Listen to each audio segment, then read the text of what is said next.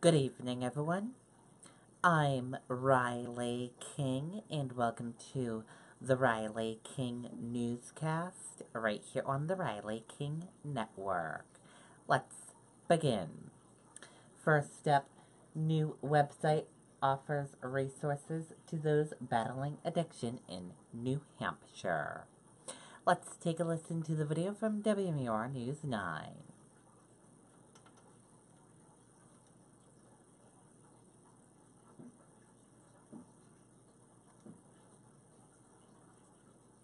All the information in one spot and letting people know.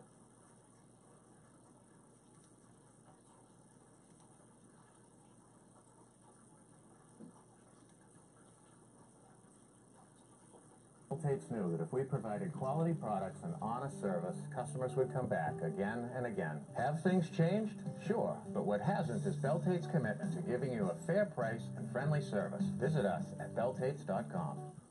Sean, the new site is aimed at assembling all the information in one spot and letting people know it has the seal of approval from the state. 2, 3.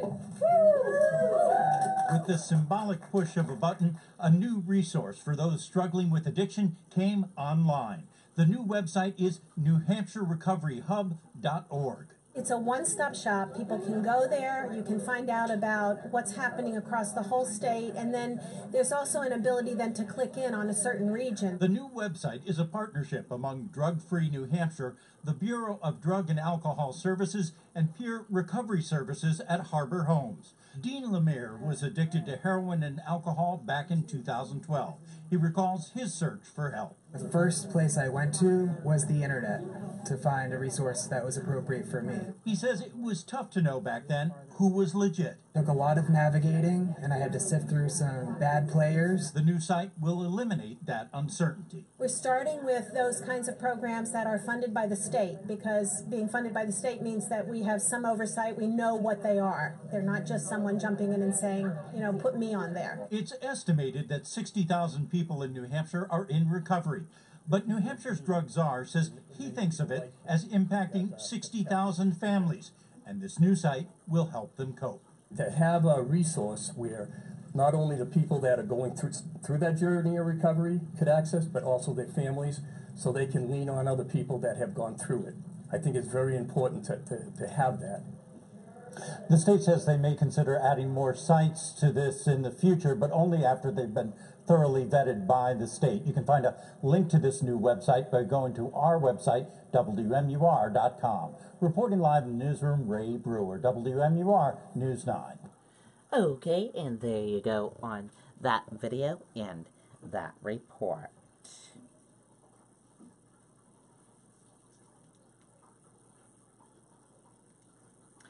Pedestrian hit, killed on commuter rail tracks in Wellesley.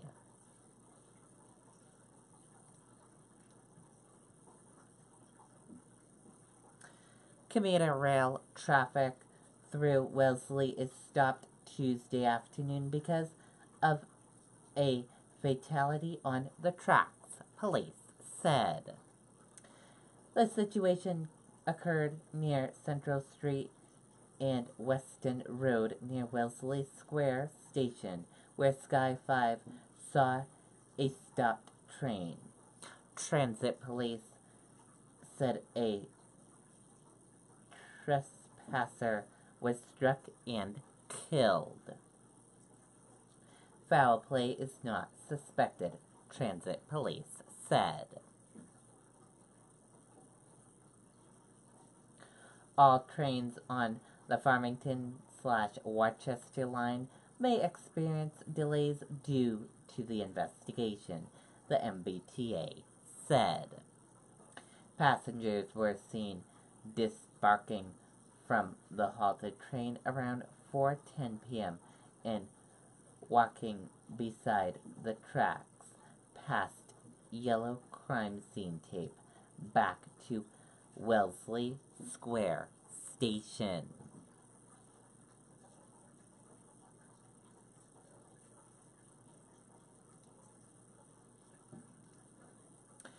George H.W. Bush remains in Maine hospital sends tweet. Let's take a listen to the video.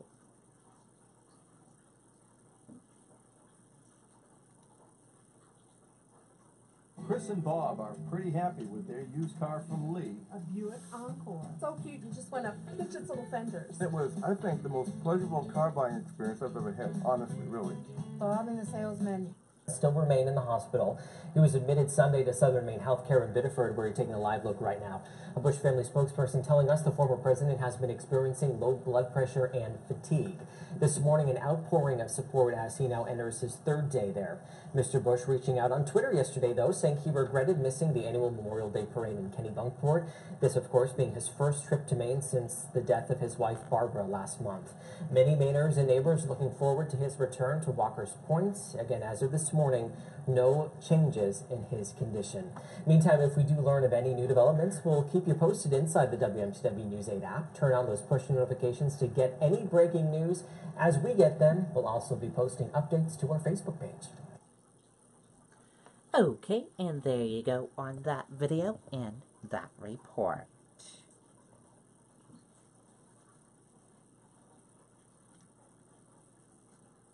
And now let's take a look at your U.S. stock market and see how your U.S. stock market closed for this Tuesday evening. And here's a look at that U.S. stock market for all of you right now. Your Dow Jones Industrial Average closed in the red and went down. Your Nasdaq closed in the red and went down.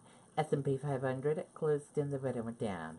CNBC IQ 100 closed in the red and went down. Gold closed in the red and went down. Oil closed in the red and went down. US 10-year closed in the red and went down.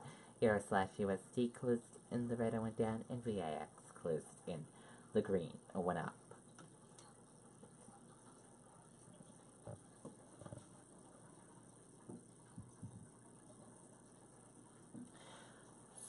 Stocks.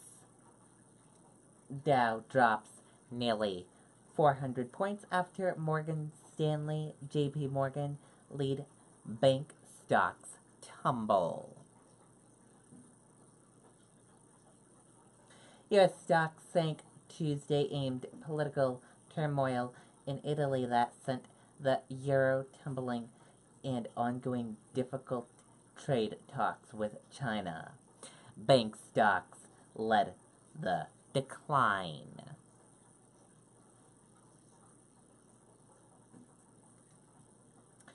Rosanna canceled after Rosanna bears racist tweet.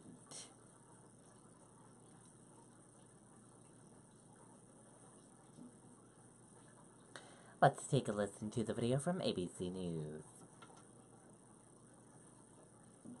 When you start with more, you own the morning. Alive. New Garden Goodness Multivitamin has a full serving of veggies and fruits. Roseanne Barr is known for using comedy on her rebooted show to highlight hot-button topics. This is what people from Iraq and Talibanistan do. But a recent tweet from the star was considered no laughing matter. ABC is canceling its hit show after Barr posted on Twitter, Muslim Brotherhood and Planet of the Apes had a baby equals VJ. Referring to Valerie Jarrett, an African-American woman and long-standing senior advisor to former President Barack Obama. While the comments were shocking, they weren't necessarily surprising. The tweet causing a social media storm, with some Twitter users calling the remarks racist and bigoted. The Reverend Al Sharpton calling the tweet inexcusable, tweeting ABC must take action now. And Wanda Sykes, a consulting producer, posting she wouldn't return to the show.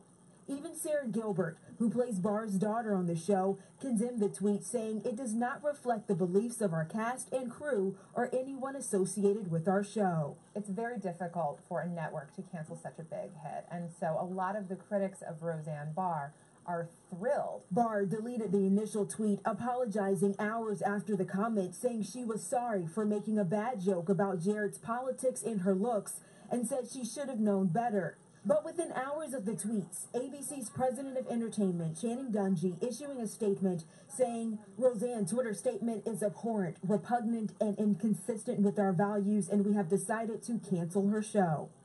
A repeat of Roseanne was scheduled to air tonight on ABC, but the middle will now air instead. Danya Backus, ABC News, Los Angeles.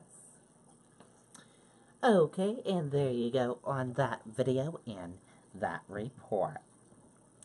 And that did it for the Riley King Newscast right here on the Riley King Network. I hope you all have a great rest of your Tuesday evening, and I'll be back with another newscast tomorrow. And I'll have Good Evening New Hampshire at 6:30 p.m. this evening, and a news report in a little bit. Good night, everyone. Bye.